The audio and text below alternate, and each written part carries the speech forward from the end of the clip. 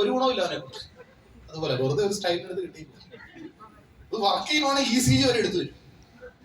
തന്റെ ഹൃദയമിടിപ്പ് കൂടുന്നു, ഇനി ഇങ്ങനെ നടക്കരുതേ, ഇങ്ങനെ എഴുതി കാണിക്കും.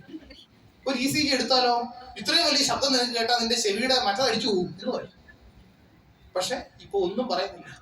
സമയം പോലും കാണിക്കണം അടുത്തിരിക്കുന്നവരോട് ചോദിക്കും. ഇതുപോലാണ് മനുഷ്യൻ.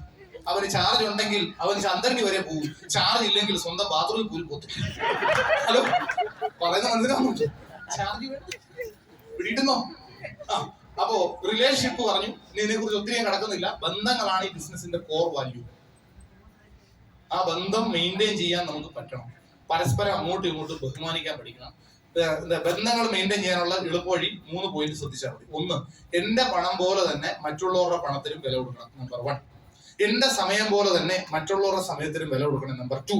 എന്റെ അധ്വാനം പോലെ തന്നെ മറ്റുള്ളവരുടെ അധ്വാനത്തിനും വില കൊടുക്കണം. നമ്പർ 3. ഈ 3 കാര്യങ്ങൾക്ക് നിങ്ങൾ വില കൊടുത്താൽ നിങ്ങൾ ബന്ധങ്ങളെ കൊണ്ട് പൊറുതി കിട്ടും. നിറയെ ബന്ധങ്ങളായിരിക്കും, നിങ്ങൾക്ക് ഒരു കുഴപ്പമുണ്ടാകത്തില്ല. മറിച്ച് അവന്റെ കാശ് എവിടെ വേണം പോട്ടെ, എന്റെ സാധനം എക്സ്പയറി ആവാതെ നോക്കാം, പണി വാങ്ങിക്കും, അധികം തെക്കോട്ട് പോകത്തില്ല. പിടിയിട്ടുന്നുണ്ടോ? അയാളവിടെ നിൽക്കട്ടെ, അയാൾ TC, ഞാൻ NTC എന്ന് നോക്കി അരമണിക്കൂർ TC എന്താ കുഴപ്പം? കുഴപ്പമുണ്ടോ?